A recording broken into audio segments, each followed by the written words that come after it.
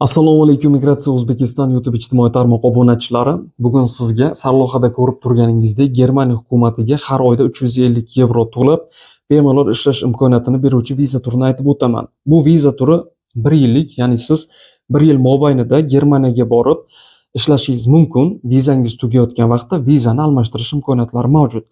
Nima uchun Germaniya til bilmaganlarga ham mana shunday imkoniyatlarni taqdim etyapti? Xo'p, mana shu bo'yicha sizga video davomida to'liq ma'lumotlarni aytib o'taman va nima uchun Germaniya O'zbekiston fuqarolarini, balki O'rta Osiyo fuqarolarini shunchalik katta miqdorda o'z hududiga taklif etayotganini bilib olasiz. Xo'p, ana endi Germaniya haqida aytadigan bo'lsak, Germaniya O'zbekistonga olib qaraganda iqtisodiyoti jihatidan 45 barobar katta davlat. Dunyoda 5 ta davlat bo'yicha reyting tuzilganda har doim Germaniya mana shu 5 ta reytingning ichida turgan. Ya'ni Germaniyani nima uchun iqtisodiyoti katta va nima uchun boshqa davlatlardan ko'p ishchilarni chaqiradi? Bilgan bo'lsangiz, dunyoga mashhur brendlar, mashina brendlari bor. Bular BMW, ya'ni BMW, Mercedes, Porsche, Audi va bulardan boshqa oddiy avtomobil ishlab chiqaradigan zavodlarning ko'pi Germaniyada yig'ilgan va mana shu zavodlar yurishi uchun chet el davlatidan ishchilarni Germaniya hukumati chaqirmoqda. Bunga yana bir sabab Germaniyaning o'zining tub aholisi, fuqarolari Germaniyada daromad solig'i borligi uchun boshqa davlatlarga ko'chib o'tishlari ham kuzatilmoqda. Bu davlatlar Germaniya hukumatining fuqarolari hozirgi kunda Amerika Qo'shma Shtatlari, Kanada, Avstraliya, Yevropaning boshqa davlatlari, deylik Irlandiya, Britaniya, Norvegiya, Finlandiya, Shvetsiya kabi davlatlarga ko'chib o'tishmoqda. Sababi Germaniyada daromad solig'i balandligi uchun. Daromad solig'i bu O'zbekiston fuqarolariga ta'sir etmaydi, albatta Germaniyada qaysi soatda qanday ishlashni bilsalar. Xo'p, Germaniyada shunday ishlar borki, siz daromad solig'i to'lamasdan ham ishlashingiz mumkin. Ana endi viza haqida aytib o'tadigan bo'lsam, bu viza 1 yillik viza hisoblanadi. Siz u yerda borib, haftada 20 soat ishlash imkoniyatiga egasiz, lekin 20 soatdan ham tashqari juda ko'p ishlash imkoniyatlari bor. Ya'ni biz o'zbeklar u yerga borgandan so'ng Germaniyada aytilgan soatda ishlasak, daromadimiz kam bo'ladi. Ya'ni bir kunda 8 soat, shanba-yakshanba kun agar biz borib u yerda dam olsak, daromadimiz kam. Agarda biz kuniga 12 soatdan ishlab shanba va yakshanba kunlari dam olmasak, u yerni fuqarosi qancha ishlasa, biz ulardan 2 barobar ko'p ishlashimiz mumkin bo'ladi. Bu isbotlangan narsa. Lekin bizni borib mana shu zaylda ishlashimiz Germaniya uchun noqonuniy bo'ladi va davlatga biz hech qanday soliq to'lamaymiz.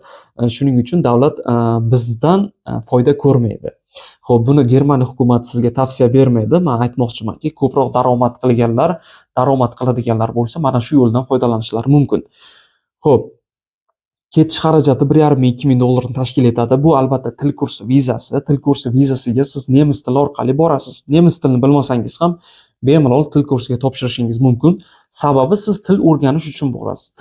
Tilni bilsangiz, siz u yerga til o'rganish uchun bormaysiz. Germaniya hukumati ham buni tushungan holda nemis tilini o'rganuvchilar bo'lsa, bemalol Germaniyaga kelishlari mumkin. Nemis tilini bilgan holda avtozavodlarda va balki boshqa ishlarda bemalol ishlab ketishlari mumkin. Chunki ular daromad solig'ini sizdan olish kerak, shuning uchun ular sizni ishga taklif qilishyapti. Siz u yerga borib nemis tilini o'rganib, daromad solig'i to'lamasdan boshqa ishda ishlashingiz ham mumkin bo'ladi. Bulardan yaqqol bittasi misol, siz Germaniyaga borgandan so'ng deliverlik sohasi, ya'ni yetkazib berish sohasida ishlasangiz bo'ladi. Bularda bemalol velosipedda deliverlik qilsangiz ham bo'ladi, mashinada ham. U yerga borganingizdan so'ng siz bir kunda 12 soat ishlasangiz va shanba-yakshanba kunlari ham dam olmasdan deylik 12 soat emas, 10 soatdan ishlasangiz, Germaniyada bemalol siz 3000 yevro topish imkoniyatiga egasiz. Va har oyda xarajatingizni ayirib tashlaysiz. Mana shu 3000 yevrodan bir oyda Germaniya hukumatiga siz nemis tilini sizga o'rgatayotgani uchun 350 yevro to'laysiz va sizni kvartira xarajati va yeb-ichish xarajatingizga 8 yevro to'laysiz. Bunda kelib chiqadiki 1150 yevro. Deylik, yana biror narsa sotib olishim mumkin, kiyim-kechak sotib olishim mumkin desangiz, xo'p 1150 yevro emas, 1400 yevro bo'ladigan bo'lsa, siz bir oyda bemalol 1600 yevro daromad qilishingiz mumkin. Bu dollarda 1700 dollar degani. Agarda Germaniyaga ishga bormoqchi bo'lsangiz, ushbu video kommentariyasida yoshingizni, ismingizni va qaysi davlatda ekanligingizni yozib qoldirsangiz bo'ldi. Agarda siz 45 yoshgacha bo'lsangiz sizga mana bu viza turi bo'yicha Germaniyaga borish tavsiya etiladi deb albatta yoshingizga qarab kommentariyangizga javob qaytarib chiqamiz. Agarda Germaniya boshqa davlatlar bo'yicha ham fikr mulohazalar, savollar bo'lsa, bemalol kommentariyada yozib qoldirishingiz mumkin.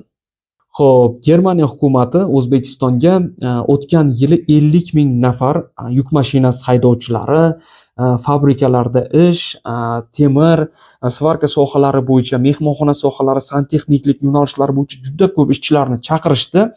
Afsuski ko'pchilik nemis tilini bilmaganliklari uchun ular hozir nemis tili kursiga O'zbekistonning o'zida qatnashmoqdalar. Agarda siz ham nemis tilini bilmasangiz, bizni Migratsiya O'zbekiston Telegram kanalimizda til kurslari bor.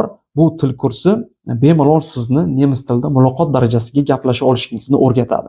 Xo'p, Germaniyada ketish xarajati shuncha, u yerda nima ish qilib qancha daromad topishingizni aytib o'tdim. Germaniyada 1 yil ishlashingiz mobaynida bemalol vizangizni ishchi vizaga o'zgartirishingiz mumkin bo'ladi.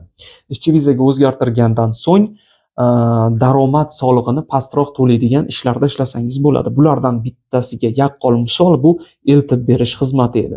Agarda ko'proq ishlamoqchiman desangiz, 12 soatli ishingizni 14 soat yoki 16 soatga uzaytirsangiz, Germaniyada hattoki 4000 yevro ishlash imkoniyati ham bor. Bu isbotlangan narsa. Faqat sizni mana shu sistemada ishlashingiz Germaniyada qonuniy deb tan olinmaydi. Xo'p, biz O'zbekiston fuqarolari ko'proq daromad qilib O'zbekistonga qaytishni xohlaymiz.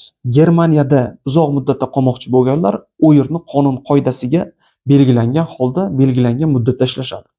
O'zbekistonda qaytmoqchi bo'lganlar esa u yerda 2 yil, 3 yil tinimsiz ishlab O'zbekistonga qaytib biror bizneslarini yoki yashash sharoitlarini yaxshilab olishlari mumkin bo'ladi.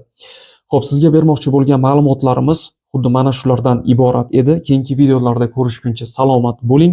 Videolar o'ylaymanki tushunarli bo'ldi. Agarda sizda savollar bo'lsa, bemalol mana shu video kommentariyasida yozib qoldirishingiz mumkin. Biz har bir yozilgan kommentariyada uzog'i bir kun kechikib bo'lsa ham albatta javob yozishga harakat qilamiz. Xo'p, sizlar bilan dunyo migratsiyasi, dunyo davlatlari migratsiyasi bo'yicha ma'lumot beruvchi Asadbek Hasanov bo'ldi. Keyingi videoda ko'rishguncha salomat bo'ling.